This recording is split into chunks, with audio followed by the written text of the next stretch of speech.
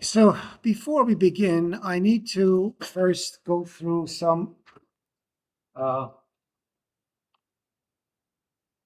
primary school review. Not primary school, that's a joke. That's kind of a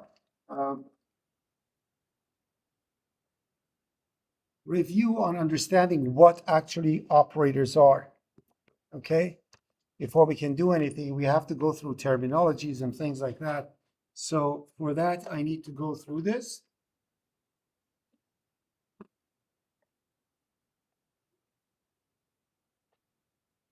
Okay, so let's bring this up. And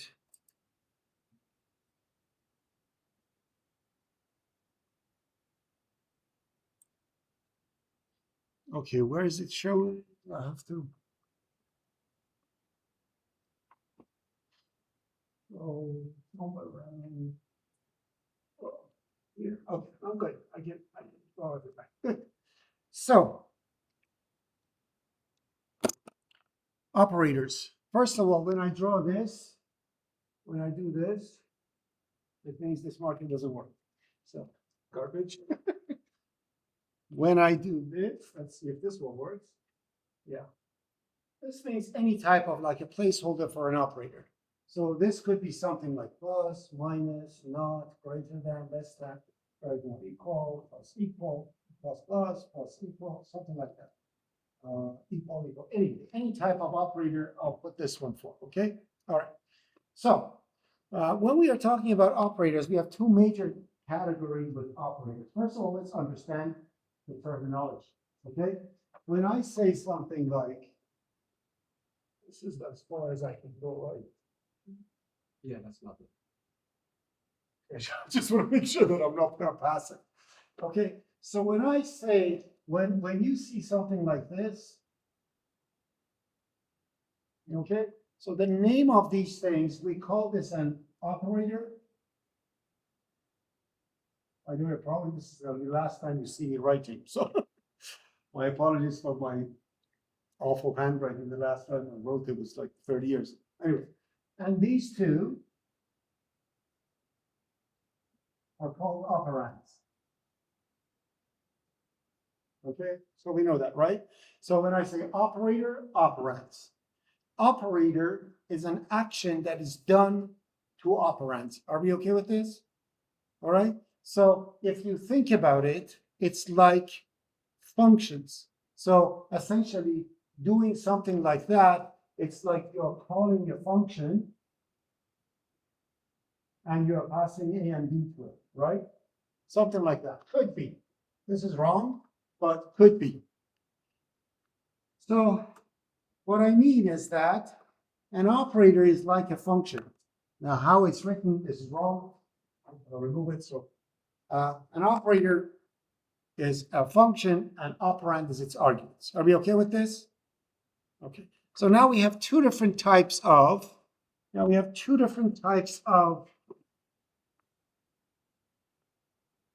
operators. Major types of operators. One is unary operator. A unary operator is an operator that only has one operand. Okay, like minus A, not B, right? Something like that. So that's called a unary operator. You good with that? All right. Now, unary operators, they are all prefix, which means they come before the operand. Are we okay down to this point? Only two of them can come after. It's called postfix. That is just in C. It's not in math.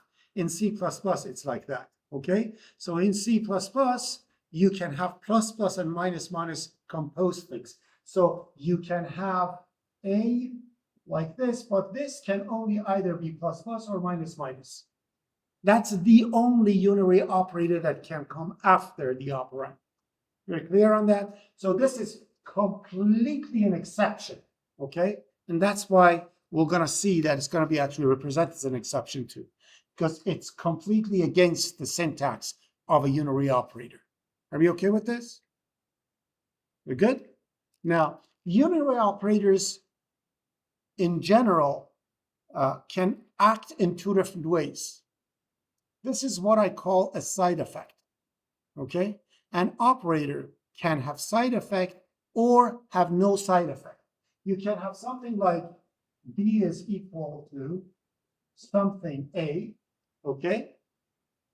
After this operator does something to the value of this operand, and B is changed accordingly, correct?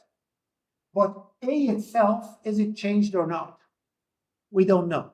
That's what we call a side effect. Some operators take the value, don't do anything to this. Some operators take the value and change it. So if I say B is set to minus A doesn't change A, but B will have the negative value of A, correct? But if I say B is equal to minus A, then B will have 1 less than A, but A will be reduced by 1 too. You understand this? So this, no side effect, which in C++, what do we call it? Something that is not a side effect? It doesn't, it's constant. It means you cannot change it, okay? It has no side effect. So anything that has no side effect, that's a constant, and the one that have side effect, they are not constant. Just remember this, okay?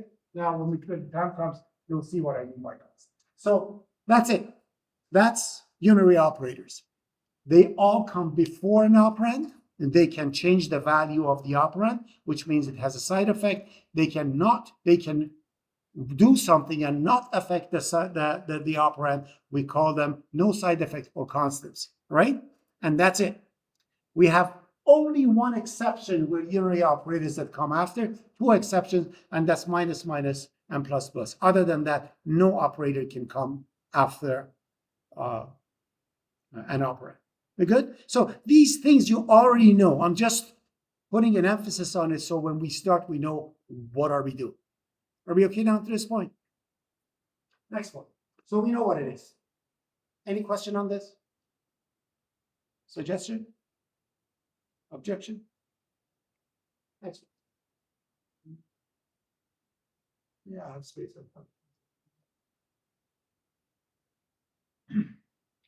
So we call these unary operators.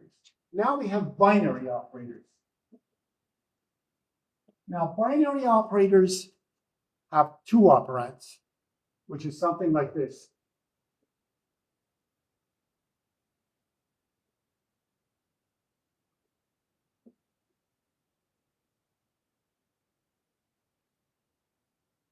I'll take this one away.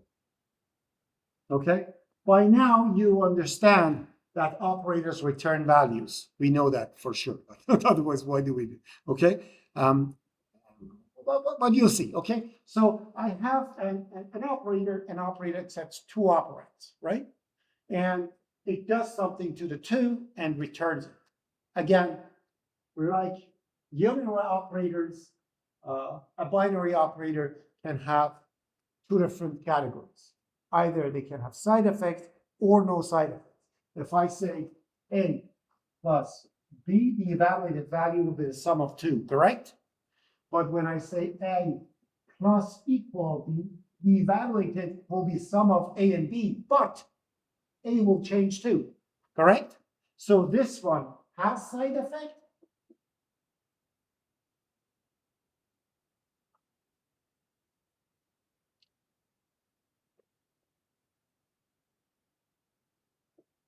This one has no side effect.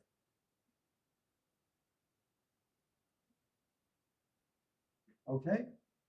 Will we call this what? Constant, remember that. So that's the one that is constant. It doesn't change these arguments. So if it was a function, when you pass a function, if the argument of the function is a constant, it means that has no side effect. Put it that way. Are we good? We understand where it is, right? So that's all. That's all the categories of all the operators that we have. Questions? Suggestions? All right. Actually, I don't need to wipe it up. The screen's up there. All right. Let's see, what do we have?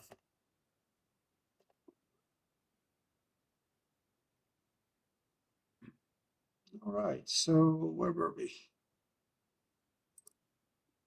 Last time we created a validated integer, right?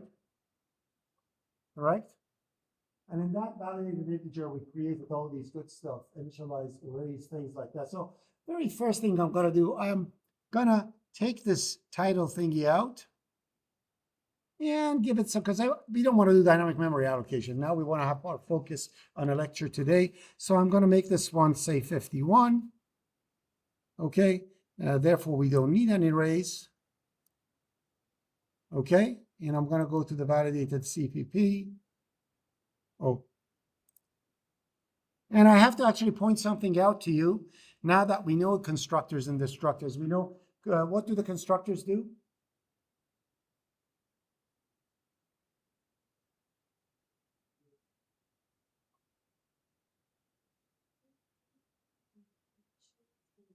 It initializes the value of an object. It builds the object, correct?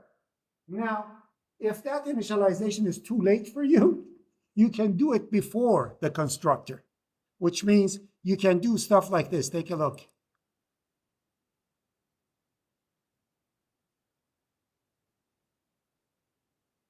Which means even before constructor begins, the values are initialized. You can do that. Keep that in mind, okay? I don't need to do it, but I'm going to do it now just for you to remember. And we're gonna use this thing later on. So this is one of the we have two different places that we can really initialize attributes. In a constructor, you are not initializing an attribute; you are setting the attribute. Why? Because first the attribute gets created with some garbage in it, then the constructor comes to play, overwrites the garbage with some value. We call it initialization. It's not really initialization.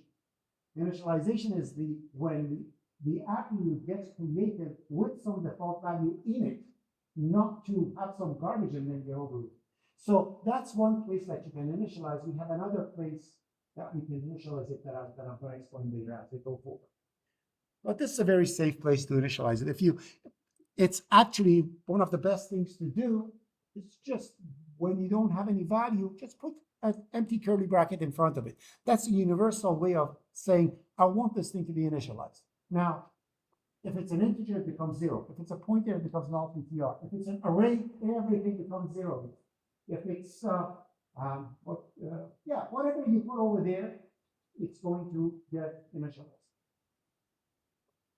If it's an object, it's no argument constructor would be called.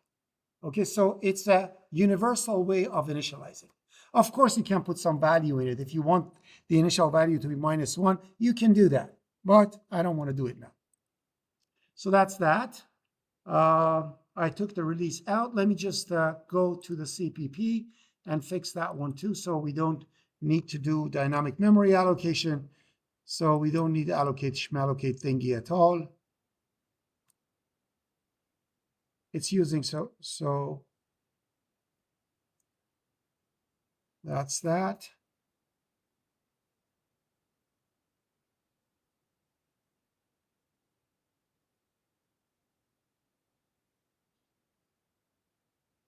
And this STR copy, just to make sure it's not going to cause any boo-boo, I'm going to add a third one to it, which is 50. I put 50 over there, right? Yeah. Okay, 50. The STR copy in C string doesn't accept the third argument. This is our CSTR in here that accepts the third argument.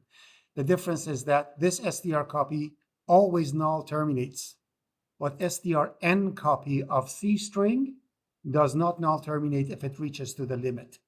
So this is a safe one, okay? So that's that. Do we do any so we don't need erase? You see, now I'm going to remove this. So I don't need the destructor anymore, correct? it's a good idea to have the destructor, but if you want the destructor to be there, but you don't want to do anything, it's a good idea to do this. Look at that.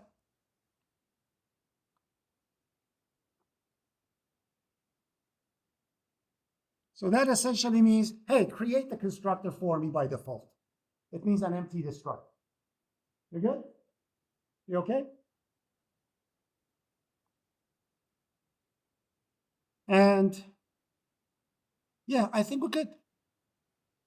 Anything else we have here?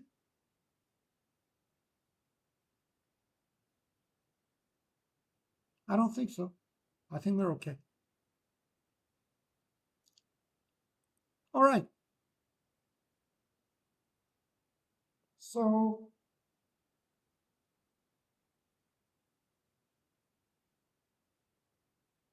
I am adding to the value of validated integer using add to value over here, correct? So if I go to the program over here, in the program that I'm in, let me just minimize this. It's get out of here. Okay. I want my cheat sheet. I had it somewhere here. Yeah, here it is. So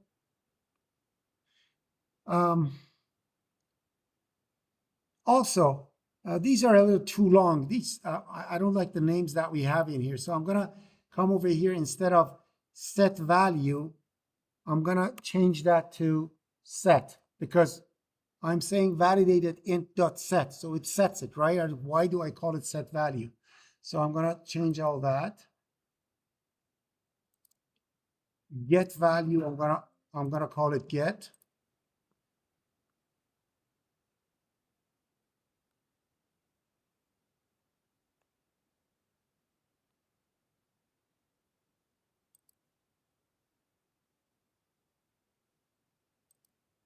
And display is display. Add value,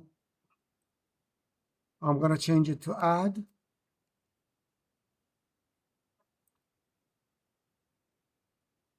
And reduce value,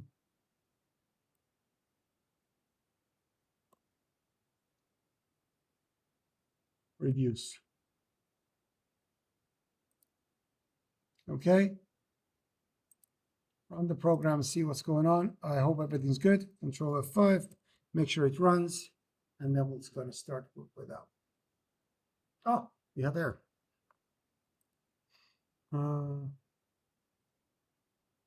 No member release. I know it does. Oh, because we had a release. Sorry. One more time. Oh, okay, it runs. Perfect. So that was the release thingy that I had a problem. All right. Any questions now to this point about this? And also, I think we have enough light in here. Do you mind if I turn? Can you? Is it visible for you?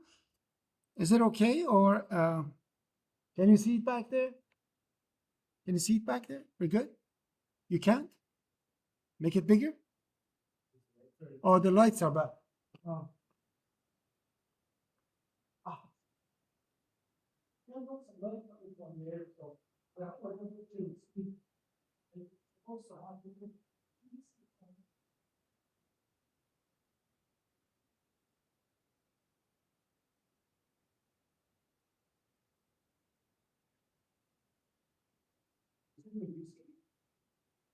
Yeah. Okay.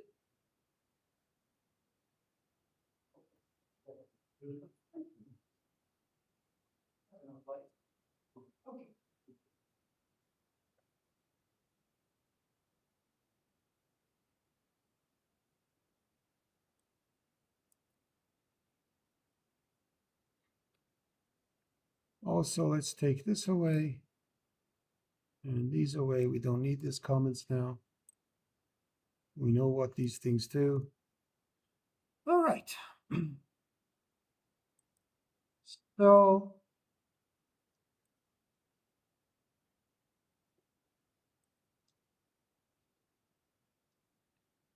in here, I am saying add 30. Okay? I'm saying add 30. Now, what do you think if I wanted to use an operator for that? Instead of saying VI dot add 30, if I wanted to remove that one and put a math operator, what type of operator you would put over there? Plus, so VI plus 30, is that what you would put? Plus equal, fantastic, plus equal. Correct? So if I do this, I don't, like, if it could happen, it would have been nice, right? See what I'm going to do. Take a look.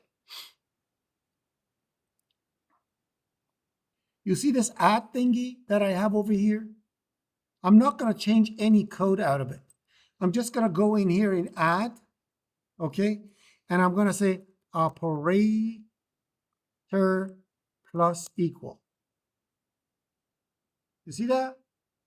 So essentially add, add. I'm going to do the same thing that I did the change thingy. I'm going to say Control H. Any place you see add, change it to operator plus equal. Right? I just renamed the name of the operator. What the heck? Oh, operator. That was interesting. Okay, and now I have to change operator to operator. Okay, Control H, operator. Okay, so there. So I just renamed it. Take a look at the main. The main says operator plus equal 30. You see that? So when I run the program, it is exactly the same. It doesn't make any. I just changed the name of the function. So let's put this one at right and put this one at left and kind of run it. So I'm going to run over here, come over here, display, and it goes to the function. It sets the value, right? And therefore, it's going to display the value. Are we good? Are we okay? Now, take a look at this, please.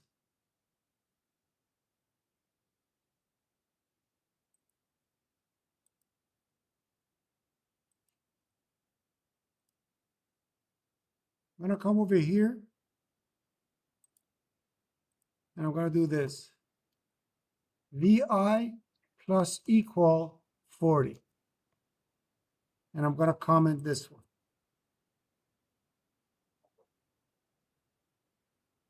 So when you write the magic name operator and then you put the operator over there, you can call it in two different ways, using the function way or using the operator way.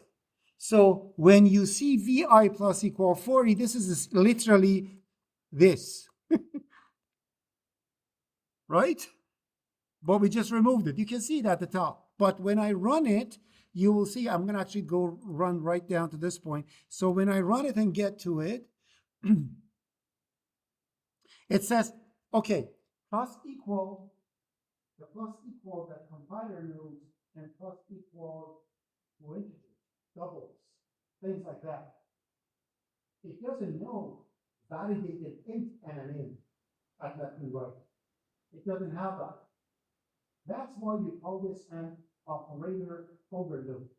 First of all, the operator must exist for you to be able to overload it. I can't say operator add sign because add sign is not an operator. But operator plus equal, I can. Okay? Now, when it comes over here, it says at left I have VI, at right I have 40. Do I have an overload that matches that? Yes, I do. So it literally calls that one and executes it. And therefore now your code looks like you're actually having a plus equal. We good? Are we okay? I can do the exact same thing to reduce. So I can come over here and say reduce. So, sorry. I can say reduce is operator minus equal, and change everything. Okay? Okay? So now in here,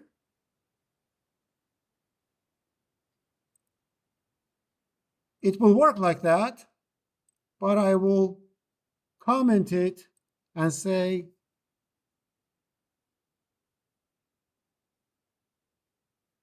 VI minus equal 20.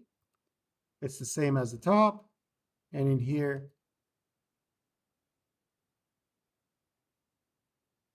VI minus equal 90, right?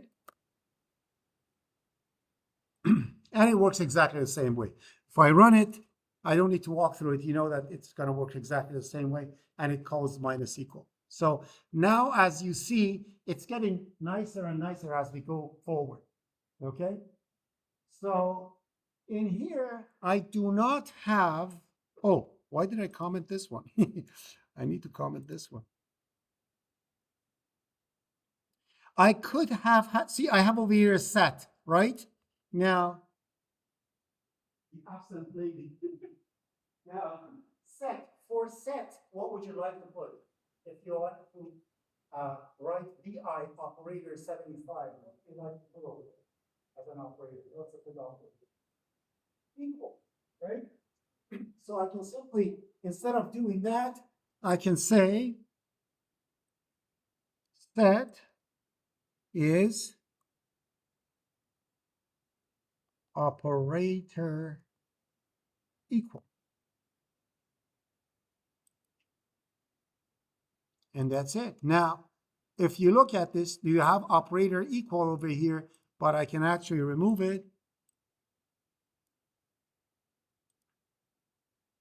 and put VI set to 75. Right? It looks pretty cool actually. When you do something like this, VI is getting closer to look like an integer, really. You are doing all the process as if it's an integer. So, but what happens to here? Take a look. In here, you are setting them, right? Take a look. Operator equal this, operator equal that. You leave it like that. You don't need to change that because there is no left side in here. You want to call it as a function because it was set. It's a member function, right? In here, you don't have a left side to put it on. You want to use it as a member function? No problem. Use it as a member function. So inside itself, you use it as member. When it's outside, they're going to use it. So the users of our validated int, which are other programmers, don't know how the inside works. They just use it as an operator. Are we good? Okay. So far, what we have done over here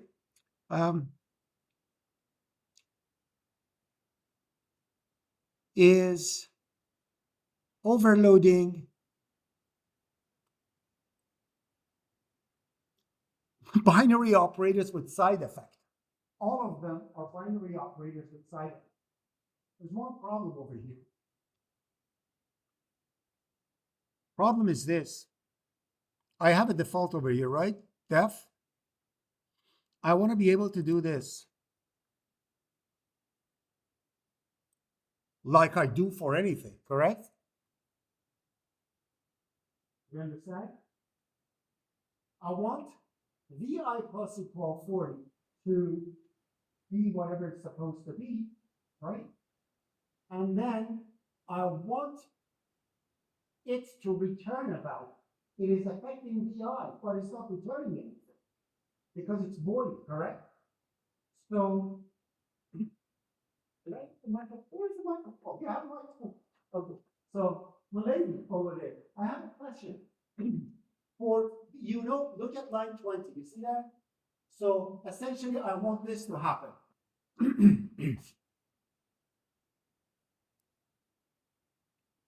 When you write the function form, it becomes clear. I want that to happen. So operator equal should return something. What do you think operator plus equal should return? So it can be same as that.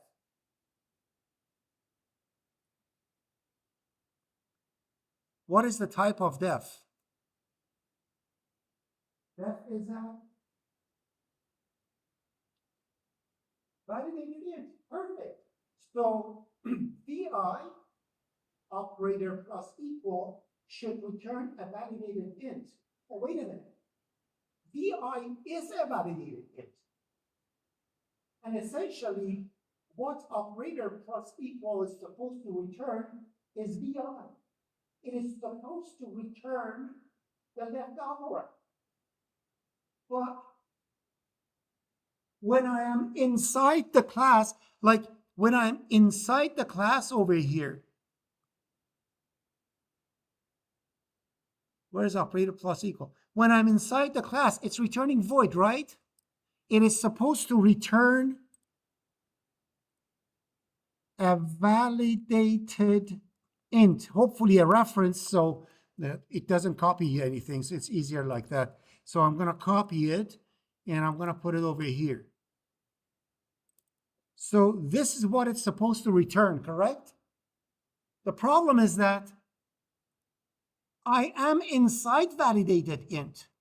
How can I tell to validated int to return this object, the object that I'm in? I simply say, return this. It means return this, but there's a problem. This is the address of the current object, not the object itself. How do I dereference it? With an asterisk, yeah. So instead of returning this, I have to say target of this. Done. So now I'm returning myself out. And because it's a reference, essentially, as you see, the thing is gone now because it's correct now. Now, left side, I have a validated int. Right side, I have a validated int. So the entire plus equal will be a new name for vi after execution. And that's exactly what I want. And that, ladies and gentlemen, is this. So I myself, anytime I'm writing any method in my code, okay, in my code that I see it's void, I always change it to this because it creates a cascading effect, which you just saw. I can get the value directly sent to something else. Having void is a waste of capability. Any of these that I have that is void, I'll gladly change it to, so in here, Control C, even initialize. It's void, who cares? I'm gonna make, it's not gonna add any overload. I'm just gonna make it all like that. Actually, not display. Display is a different one. We'll go through it soon. I'll let the display be. You could do the display too, but display is a fancy one. I have to explain later. But in here, now I'm in here, I'm gonna say validated int, not that one, validated int, and validated int. And all I need to do over here is to say, return this at the end. So if somebody uses that return value, good.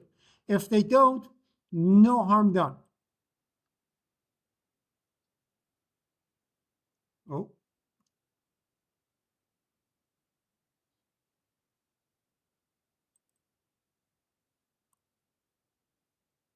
Okay, so that's that. And this one too. So all these things are now returning this. Okay? This, I'll also make sure that everything is good. Yeah. So because of that fact, even in, where is the initialize? Where am I using initialize? Yeah. See, I am not using the return value of initialize at all. But if I wanted to, I can. It's void. I set it to return a reference of the current object. Believe me, it becomes handy. Okay, why?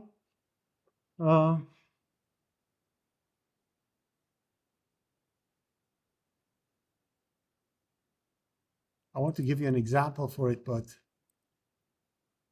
yeah, I'm going to say over here, no need for this, but no harm done.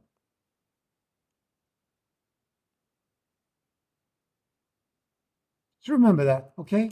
Later you'll see that it comes pretty handy, okay? Now, for example, for that set thingy that we have in here, now it's actually setting, right? Set this one. Now I can even do this. That's called cascading, which means one does something, passes to the next, passes to the next, passes, and keeps going like that. And that's a cascading effect. If I did not have that return value, I couldn't write the other thing over there. Are we okay? Yes.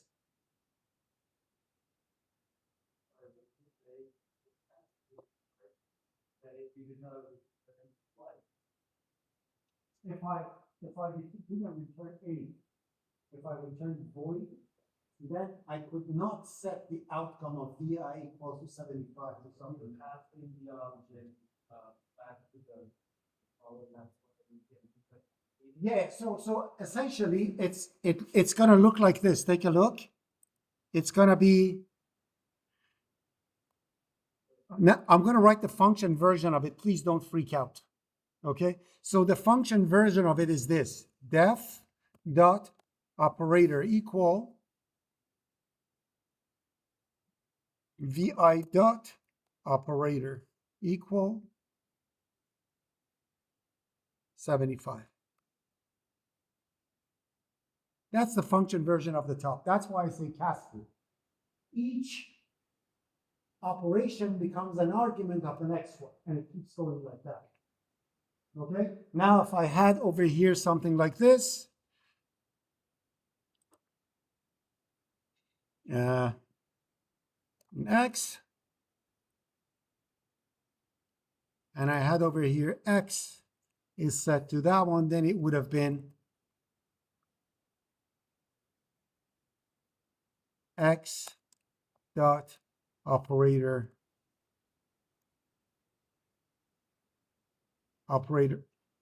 why is it not completing it? Operator equal, and like that.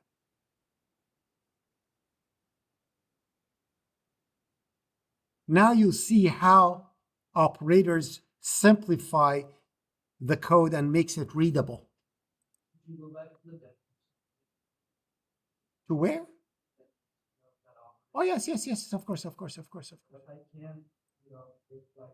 Yeah.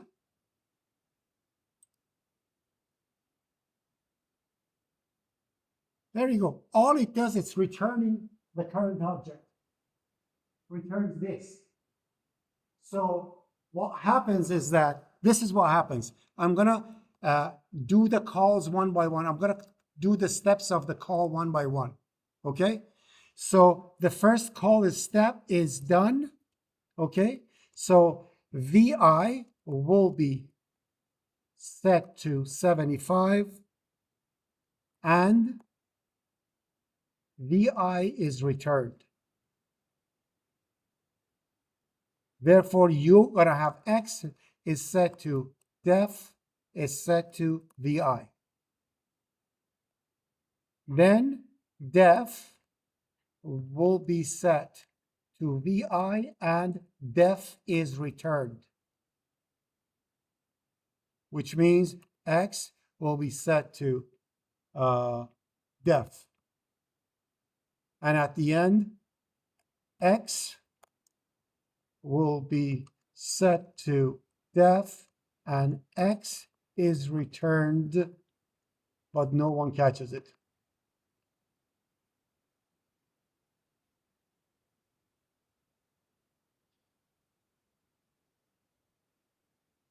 Okay, so that's essentially what happens. One by one. That's called cascading. One by one, it goes like that. Okay, now As you noticed, hopefully, we did not implement any operator for equality for setting like this that receives another validated int over here. So that is done by default because two things, when they are identical, compiler just closes its eyes and 5.5 copies of it. You could overwrite it. If you want, for example, validation, because if it just copies like that, the validation that you have will not happen, correct? If you want actually validation happen, maybe we should have overloaded this.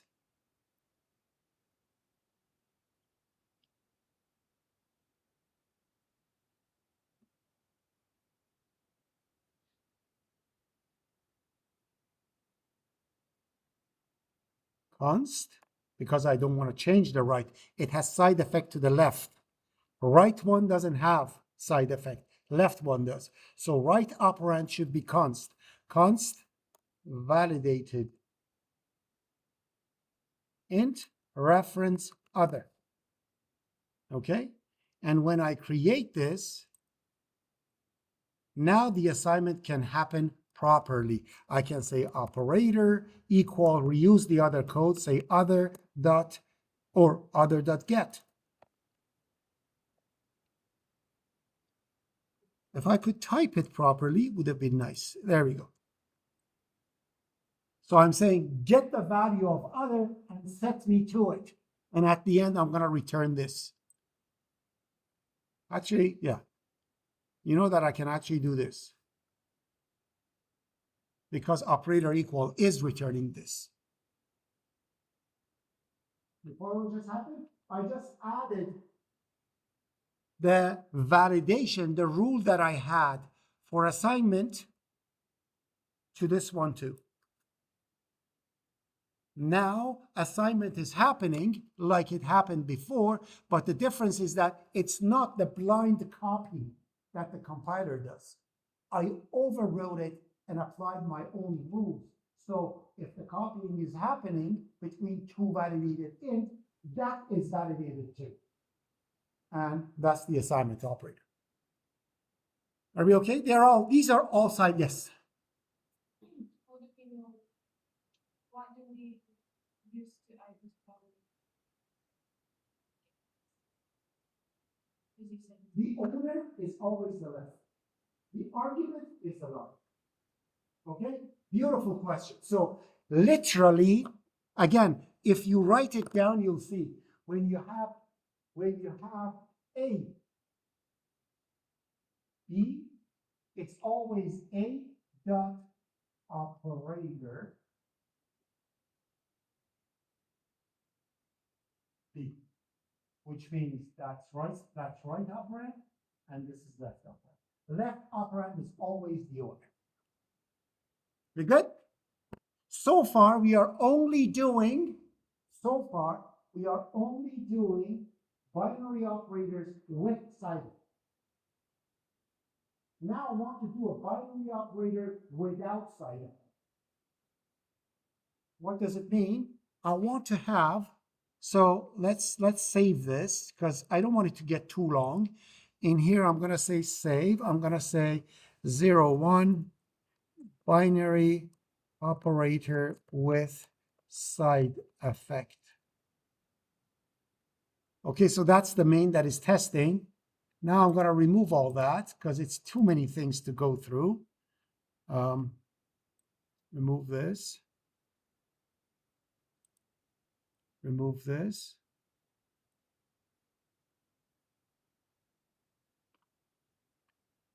Yeah, I'm just going to remove everything and I'm going to, okay. So now what I want to do over here is this. I want to say, so I'm going to call it V1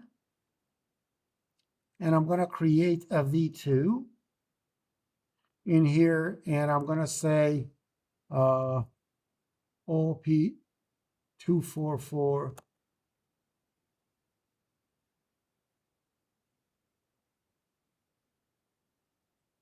say quiz 1. Oh, let's just put what do I put over here? Come on. I don't want it to be a mark. I'm gonna make it a jar.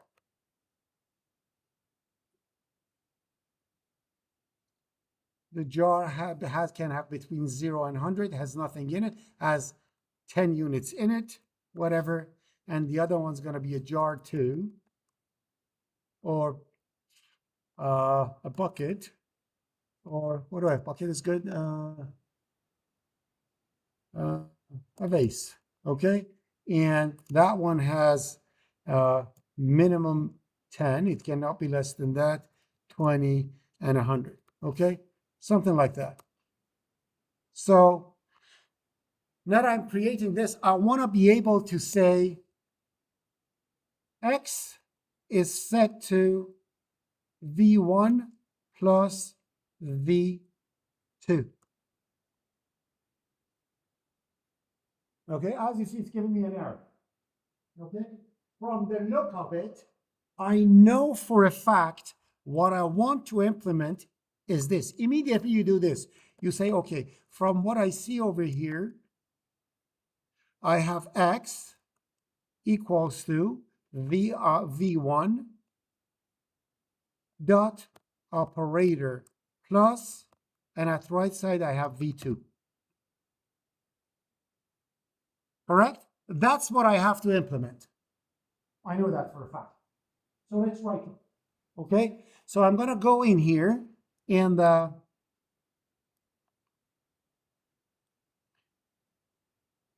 header file, and I'm going to say, I am going to write an operator. First of all, we know by now that I need to return a validated int. So I'm going to say validated int. I'm going to put a reference, but it's wrong. You'll see I have to remove it because I always say we like to put reference. Operator plus, and at right side, I'm going to put, it's not supposed to change the right one, correct? It's not supposed to change the right one. So it's going to be a const validated int reference other. Is this allowed to change V1? No, V1 is supposed to remain constant too. How can I enforce that? With here. So I'm saying this operator plus neither changes other nor this one. That's the enforcement. Now, if I want to actually implement it, what the implementation is going to look like.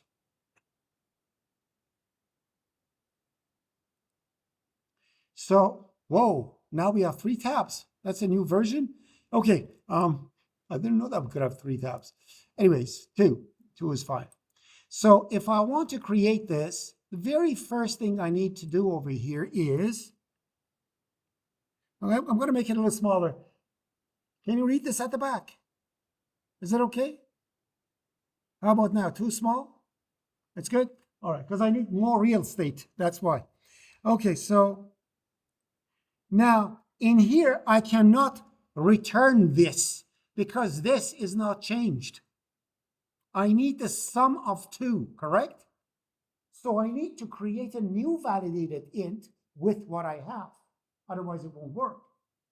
So what am I going to do? I'm going to say validated int sum. What's going to be the name? I don't know.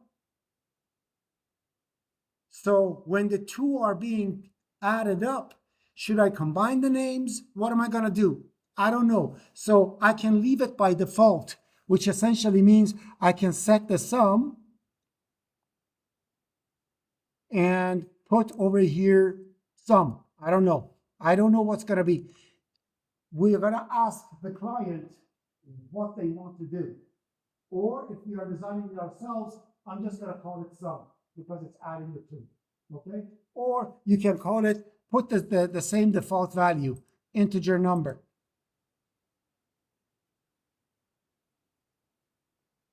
Okay? Then what you need to do afterwards integer number, and then I'm gonna need to have a value, which is my value plus the other guy's value. Correct?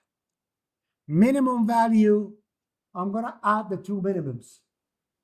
I'm gonna say m minimum value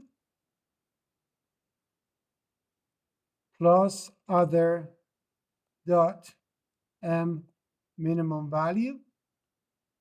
It's getting too long, so I'm going to do it like this to be readable.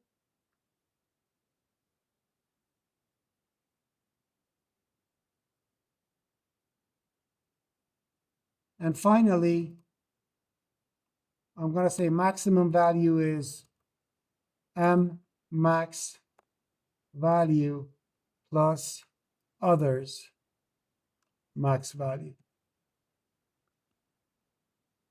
Correct? It doesn't matter what I'm creating now. It's just the thing that I came up with. Depending on what your abstraction of what your abstraction or business logic is, you may have a different logic depending on what the sum means. But this is what I just came up with. Now, obviously, I'm going to need to return the sum, correct? So it can be grabbed by the next one.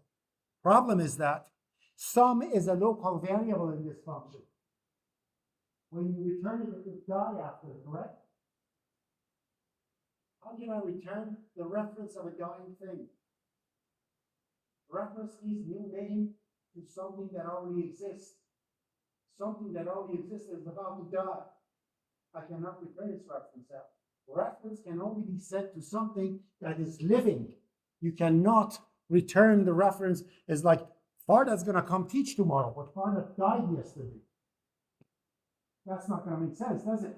It's the exact same thing. In here, that's why I say it's wrong. This cannot return a reference. It must return a copy.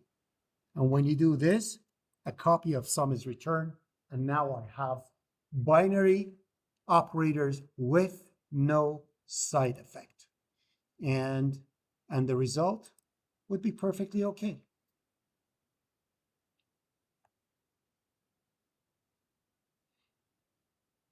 Okay, so when I run this, let me go step by step.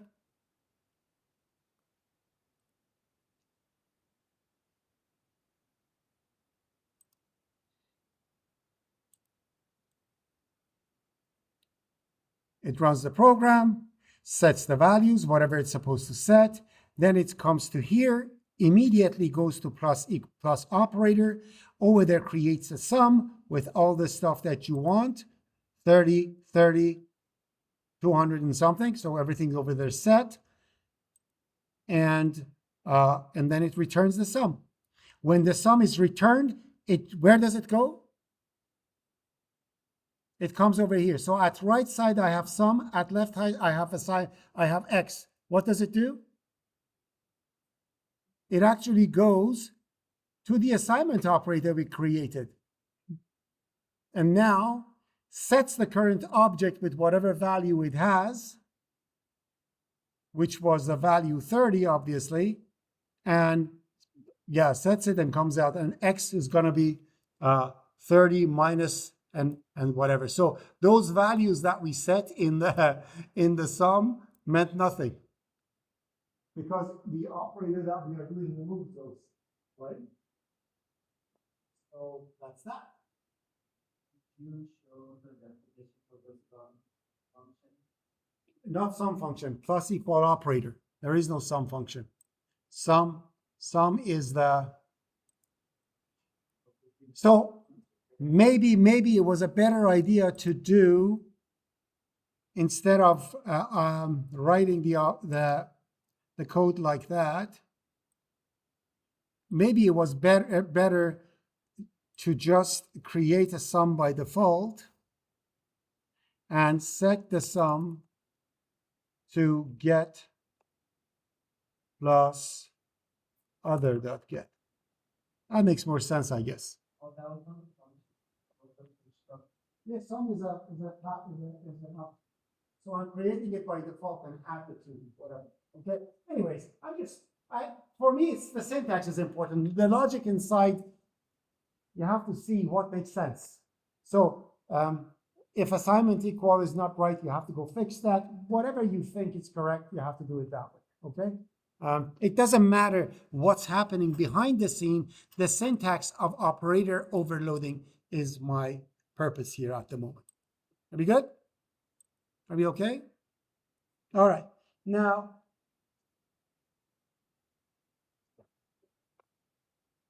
and that's for all no side effect binary operators. They all work like this. Okay? The next thing I want to do over here is to be able to do something like this. I want to be able to say def is equal to minus x. How can I do that?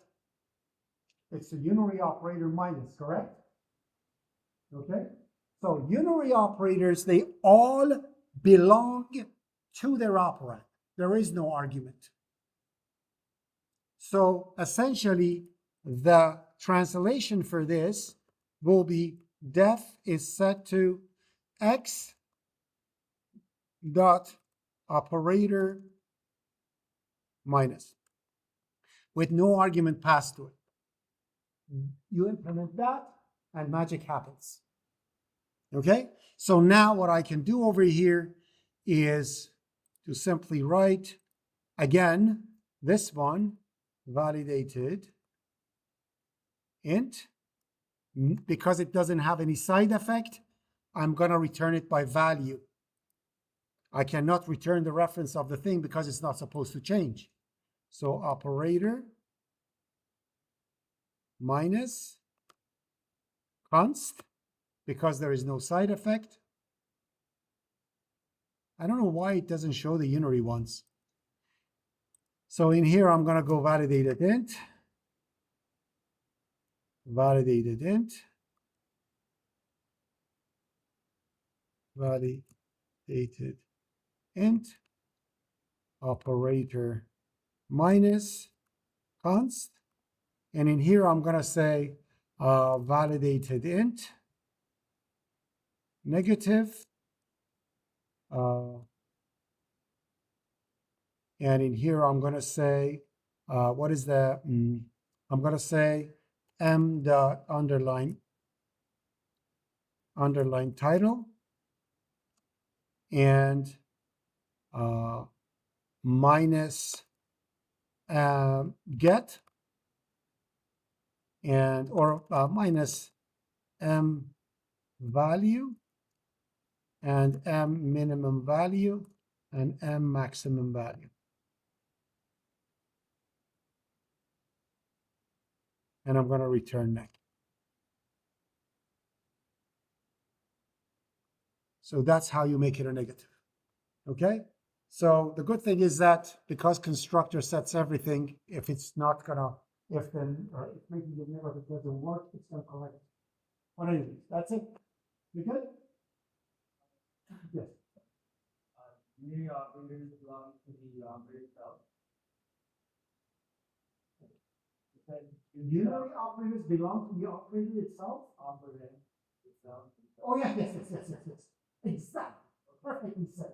Unary operators are always member of the operator. Explain what that is. The operator, between the operators are This is the this is the operand, and this is the operator. So what you are changing now is essentially this. You see over here, x. Okay, let me actually show it to you. Okay, it's easier to show it to you. All right. Okay, so what does x have over there? Oh, we'll see. We'll see if it works. So I'm gonna go one by one. Run it.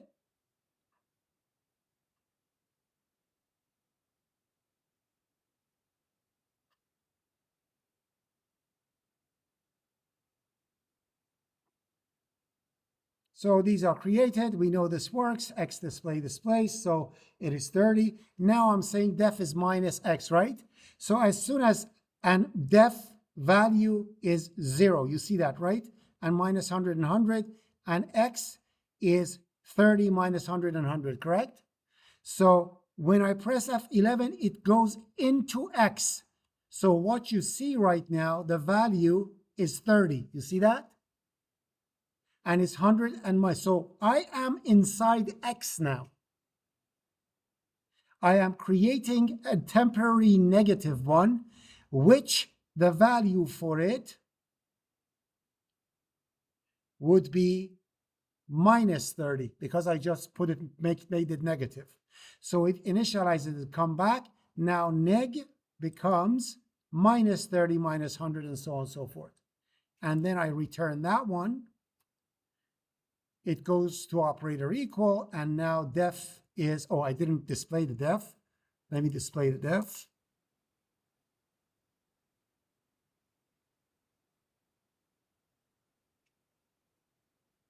And it displays the def at the end. And you see it becomes negative. You see that? Good? All right. So now what if I want to add 1 to it? What if I want to do this?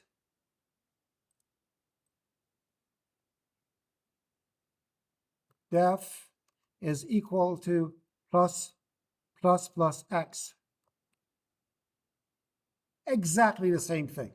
So, but the difference over here is that now, actually the X itself, this has side effect, unlike the other one. Because it has side effect, X has to get returned, not a copy of X. Okay? So what I need to do, I'm going to confuse you to the bone to the next one. So now what I need to do over here is to make this plus plus and not make it constant. And after I'm done, I can actually return the X. Reference. So let's go over here. I'm just going to borrow this. So this one's going to return a reference. It's going to be operator plus plus, and it's not going to be constant. So in here, all I need to do is to add 1 to the value, right? So remember this? I can actually do this. See, this is equal to, actually forget it. Operator equal M value plus 1. And then return this. Or return that thing by itself. Now, I am adding 1 to my value. And therefore, after this, I can see that if I say def.display, and I'm going to do x.display too. When I run it, you'll see that the both values are added by 1 now. See, they're both 31. That's X and that's X. Okay? Now, the confusing part. What if I want to do this?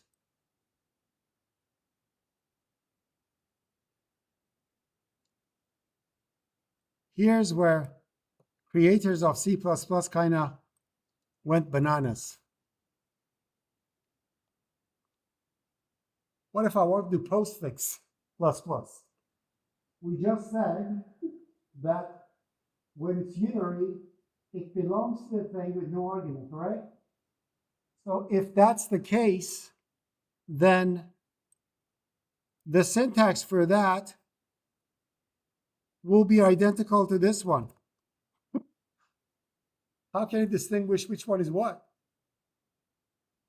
You know what they have done? They did something very crazy. They said, okay, because plus plus and minus minus can be postfix too, and they are exceptions, we're going to create an exceptional signature for it. What do we do? Just for no reason, we add a flag in here. That flag essentially means it's postfix. What is that flag? Int. It has nothing to do with integers. That's just a flag. So in here, this is prefix. And this is, did I put, oh, no, the correct. This is postfix. Because of int flag.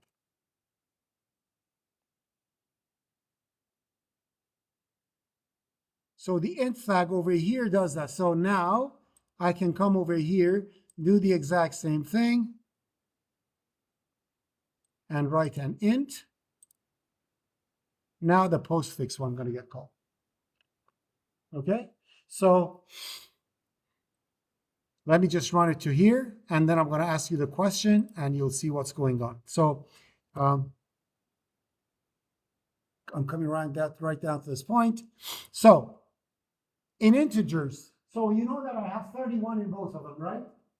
That has 41, X has 41 too, correct? When this line happens, if the two were regular integers, what would be in def and what would be in X afterwards?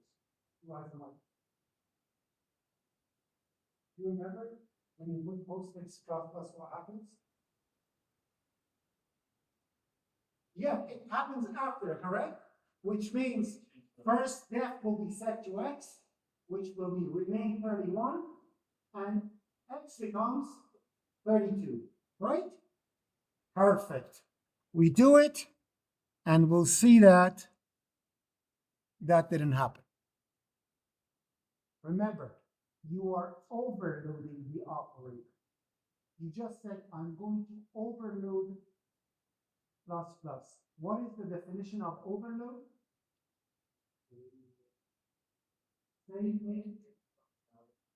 Fantastic. So when you are overloading plus plus, it doesn't mean it's the old one. It's a function. If you want it to happen after, you have to do it yourself. So if I want it to happen after, what can I do? The only thing that I can do is to fake it, which means remove the reference from there and remove the reference from here and create a temporary one. Whoa. Okay, create a temporary one. So say something like,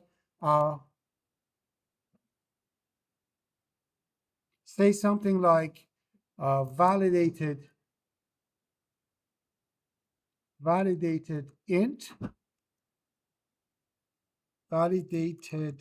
int before equals to this, right? So I keep what this was before the operation, and afterwards I return before.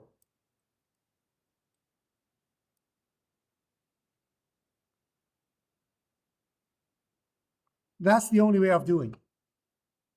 Because there is no way, it's a function, right? You want it to be in C, it first sets it, then adds to it. We don't have that capability. You cannot tell the compiler, wait, first do the assignment, then that's not going to happen.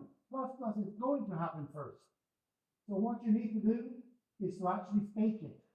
So I'm just going to take a snapshot of the current status, change it, and then return the old.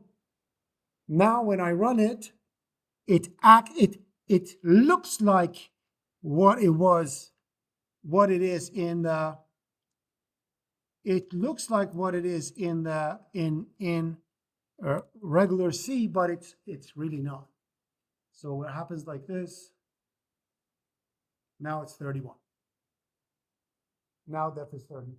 Okay, so you have to take it. You good? Are you okay? Awesome. They're all the same. They're all functions. Remember. Just remember what I told you. Every single operator that you see, whenever you feel you're confused, the only thing is to do is to translate it to its function face, and you're done. Just write that function. Imagine that this was called, imagine that you write, I asked you to write a function called add1 that adds 1 to the value. 2-second job, right? Now rename add1 to operator plus plus. They are all functions. There is no magic happening here. Okay? Now, we have other type of operators that we can do. For example, wouldn't it be nice if I could actually, like for example, for get that you have, get returns the integer, right? Wouldn't it be nice if I could do this? Take a look. Integer val, and I write something, let me just set it to 0. And I'll be able to say val is equal to def. Wouldn't it be nice, right? In C language, if you have this, who has the microphone?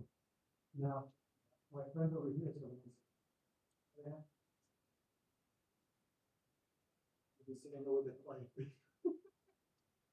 So my question is, actually for this, let's have a new one.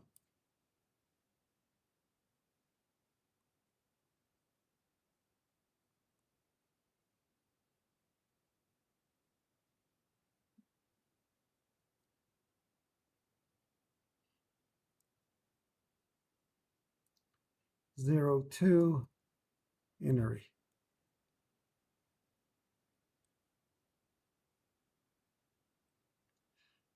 So let's get rid of all that.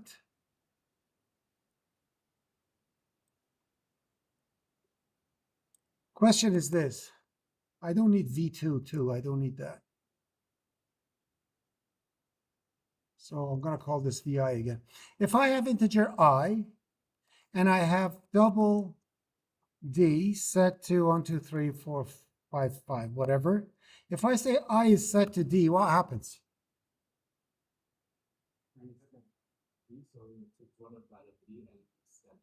So what will be in I?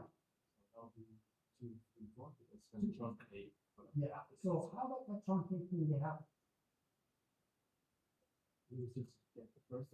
No, it doesn't get it. It does something to it before it sets the integer to that. It will no. So you said remove. I'm going to change the scenario. I'm going to do this.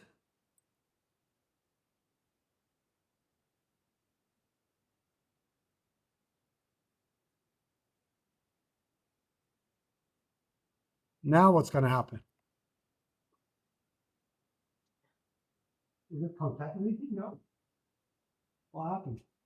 We will have 34565.0, correct? How? I can see 144. What is conversion called in C language? Cast. So it will cast the I. So that's an operation that happens, right? You can actually overload that. So in here, I can have something like this and say val is set to def, and I'm going to say see out the value of def, of not def, vi. The value of vi is val. How do we do that? When you are casting, you have to write over here int, correct? And that's a unary operator. So what is the name of the operator? Operator int.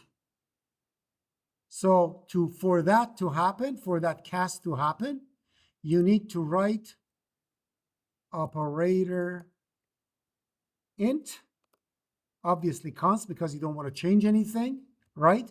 What does it return? What should it return? What should that return? An integer. Can it return anything else? No, because it says operator int.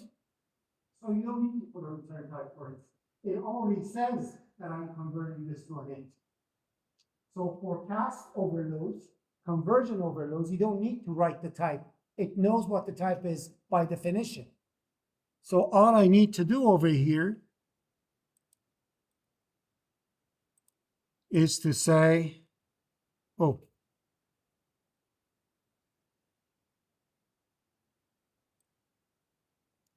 return and value. Right? So now if you look at it, you're not going to get an error over there anymore. You can even remove that int because like double that it does it automatically, compiler would do it automatically. Compiler says at right side, I have a validated int. At left side, I have an integer. Can I convert that to an integer? Looks at it, oh yeah, there's an operator in. I'll pick that one. And it does it. Yes. And parts, are they the same? Parts? So parts is a completely different story. In university, when you learn how to write a compiler parts. Parts means Is right, like same as equal. how are you doing? You just parse my language, my segments. Parse this one with tokens. Scan and understand the meaning. That's parsing. And it's done in compilers. Compilers parse your statements and convert it to that's parse. But cast means temporarily changing. Okay? Okay. So that's that. So now it's why is it? Oh, did I run it? Yeah, there we go. Value of yada yada is 10. Okay. Now I have three values over there, right? 0, 10, and 100. Right? Wouldn't it be nice if I could do this? Take a look. Wouldn't it be nice if I could do for size? Sorry, I'm very bad with notebook keyboards. Size the I, set to 0, I less than 3, and I plus plus. Saying C out VII, like an array, and have the 3 printed, minimum, middle, value, and maximum. I want, because that's really an array of 3 integers, right? Correct? I can do that because index is an operator. It's actually a binary operator. Left operand is VI, right operand is I.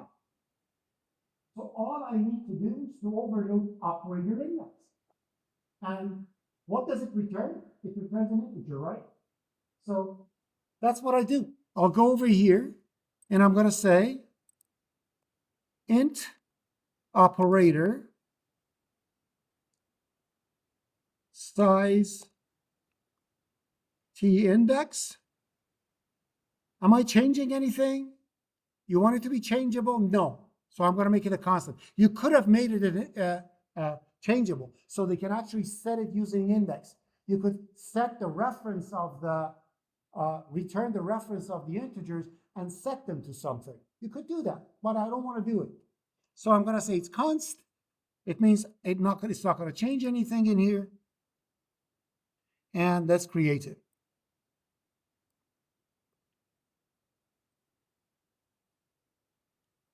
So it belongs to validated int.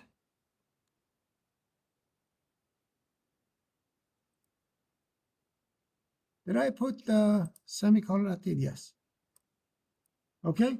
Now, what do I need to do? Let's write a switch over here. So first of all, I want to make sure that it's not going to grow more than 3. grow more than 2. So what do? I'm going to say index is equal to index mod 3. That guarantees any value they give me, it's going to be less than 3. If they give me 0, 0 mod 3 is 0. 1 mod 3 is 1. 2 mod 3 is 2. 3 mod 3, back to 0. 4 mod 3, 1. So no matter what they give me, they're going to stay between those 3. They cannot screw it up. Okay, so that's that.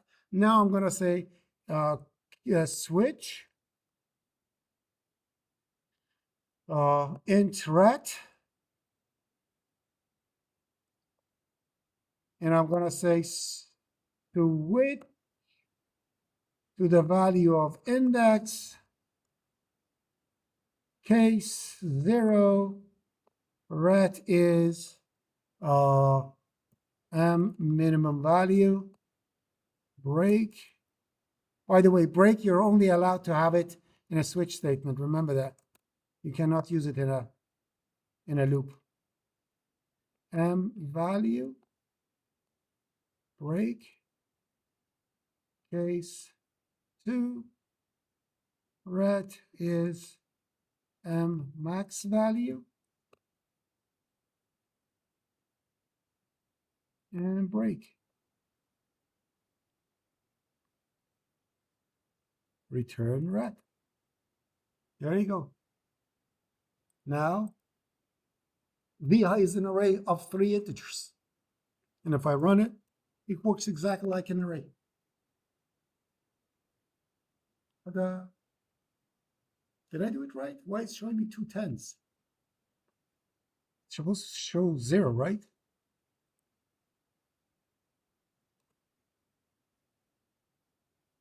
Did the value change anywhere?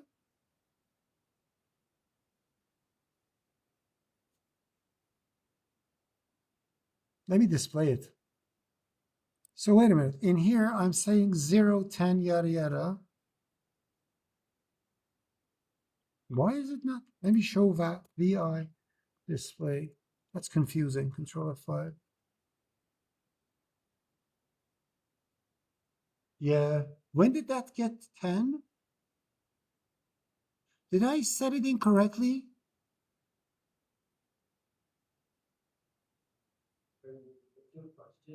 Why the minimum value is not 0? What the heck is going on? The minimum value is supposed to be 0, right? I'm right, right? So let's see what's going on. Let's debug it. What's going on? So F10, it comes over here, goes to jar, and sets whatever it's supposed to set. Minimum, maximum. So we are here now, VI.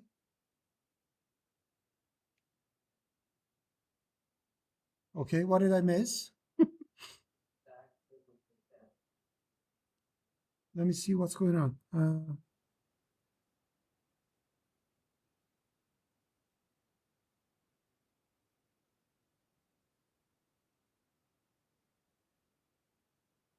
Val is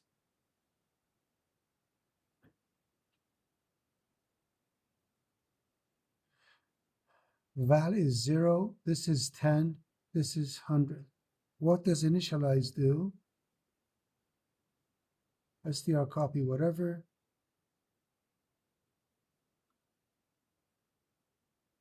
Minimum value became 10.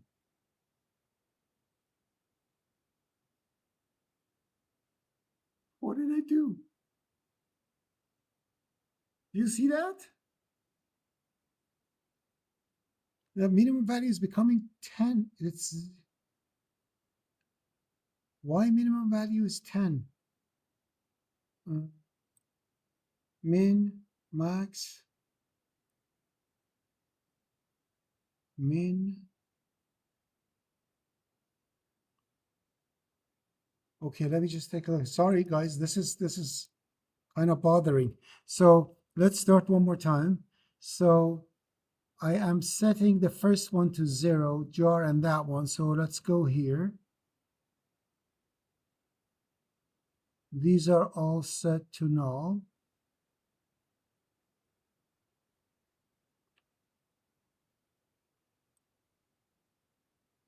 Because what? Is it because the values we No, it's just straight values coming in. Why it's changing to 10? Am I doing something somewhere and I'm missing it? Must have been Let me maximize it and see what's going on. So it comes in here. It's 0. I'm an idiot. Yes, it's 10. That's minimum value, right? So that's the correct. My apologies. Yeah, you're right. My apologies. I think we're good now. Let me see. Yeah.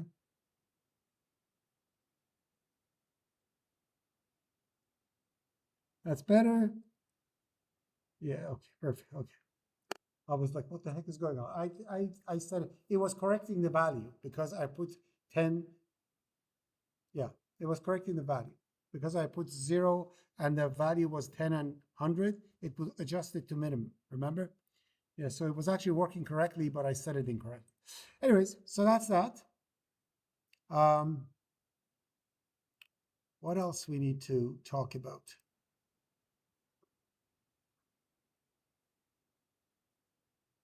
Casting, index, binary, unary.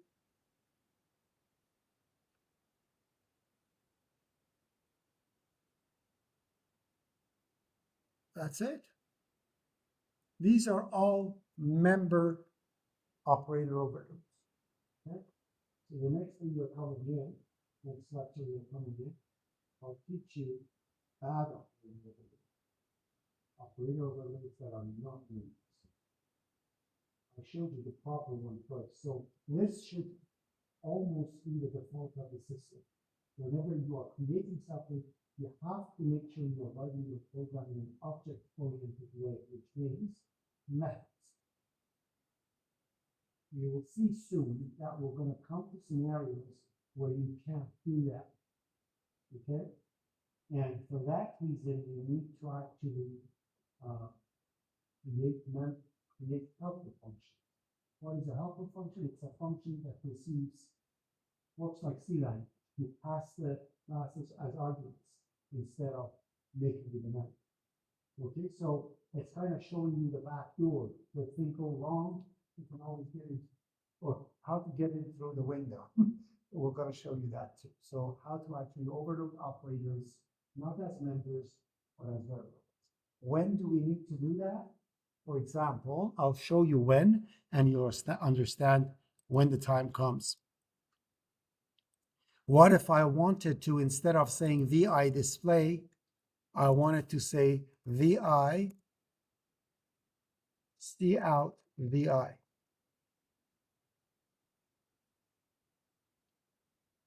If I look at this, by definition, I should have see out dot operator insertion and an argument it should receive validated in, correct? Do I have access to source code of OOP3? No. That's when you don't have access to a class's thing, you can do something like this, okay? But by the way, how come it's not giving me an error? Can anybody tell? Did I put some price on it? Huh? Because? What do you mean?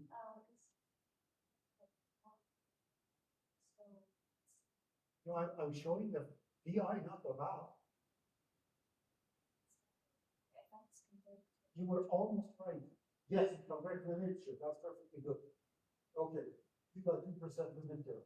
Okay, so we just wrote the code for VI to be castable, if that's the word, for an integer, correct? And when I write C out VI, compiler tries hard to fix it. This is VI. I cannot print it. Can I convert it to anything to print? Do I have any conversion? Yes, there's an integer one. So I convert it to an integer and then print it. So it's not going to print the VI, it's just going to print the value. So when I run this, you'll see that it's going to print the value because it is going to cast it. You see, 10 is printed over there. If you remove the cast operation over here, oh, so let's remove that. So this one is 03 cast or type conversion, type convert and subscription. An index. That's that. So what I was saying is that right now when I print this, it's going to show me the value 10. Okay? But if I remove the cast operation,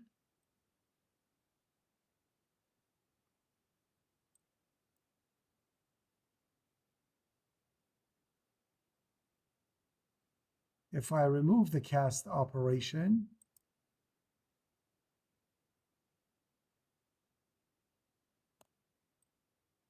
okay, then it doesn't know how to do it anymore.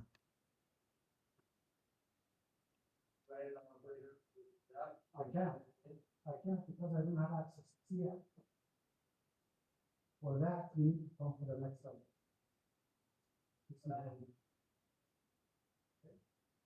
I'll explain how to extend it. All the stuff you have written as members, remember C++ is not a pure object-oriented language. You can still write functions, right?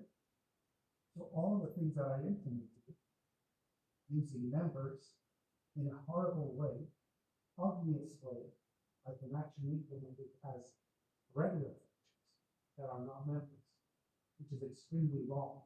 So you're literally doing C programming in C++, which is wrong. You have to have methods and classes in C++, not helper functions, unless you really need help. For this case, we need help. Another case that would cause trouble is this. What if I want to have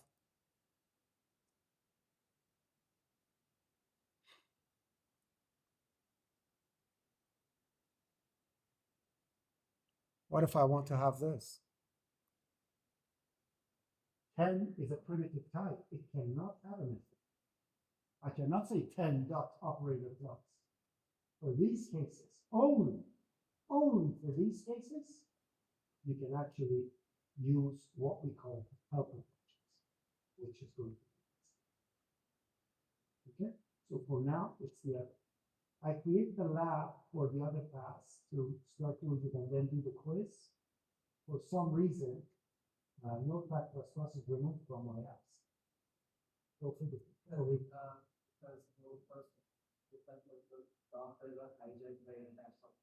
yeah, I know. That's what it's but I'm not complaining of that, but the fact that I wasn't notified. To just remove it. I can actually do it. Yeah. So if that doesn't work, then I have to find another editor that has IntelliSense and at the same time it doesn't have AI. I cannot, if VS Code didn't have AI, then I would do VS Code.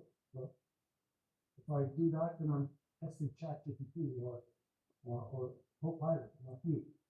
So I have to find a text editor that does it.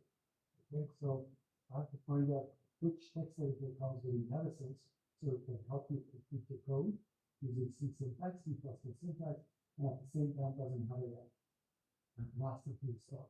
So let's see what. So where did you hear that? Why two students heard that? Where did you hear? I follow and do better. Okay, so how? Okay, let me just stop the recording. We are done for today, by the way. Any questions, anyone? Yes. So I'm going to say this cannot compile. This cannot work from next week. Okay, so save this as 04 next week.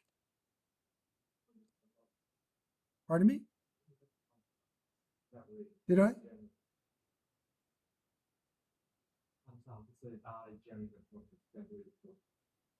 Where does it say January? Oh, here? Oh, shoot. Yeah, I'll fix that. Don't worry. I'll fix that. Okay, you were saying, my dear, what's up?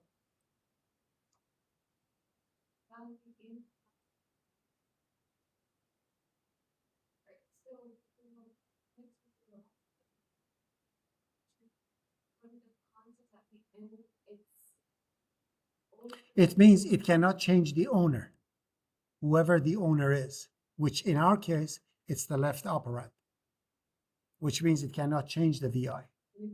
It means, let me bring the subscription up. Where is it? Subscription.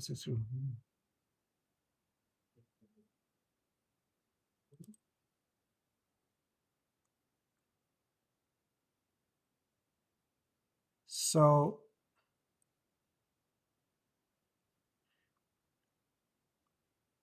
I'm going to bring back that one and bring back this one and this one and this one. And by the way, I could have done this too.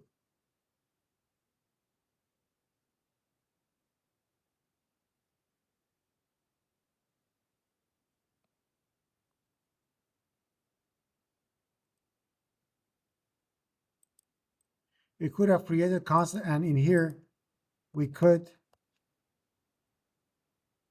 return the title. So if they cast it to constant character pointer, title is going to get printed. If they cast it to an integer, integer is going to get printed. So you could have done, so we could have done this in here. So in here, I'm going to say cout int vi and const character pointer. Yeah. One will print the value, the other one will print the title. And you were saying we cannot change it. Okay. So what I'm saying is that, for example, I can't do this.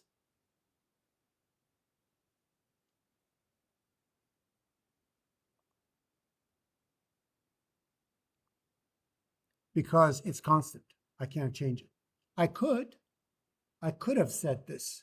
I could have set the values, but because if I do it, it's a complete open access to the properties without any control, I'm not going to do it. Then they can set the minimum more than maximum. They can set the value anywhere they want. I don't want that. That's why I prevent it. If I return the reference, I could have changed it. Okay. Anything else? Okay. Yeah. If you're good, I'm going to stop. You good?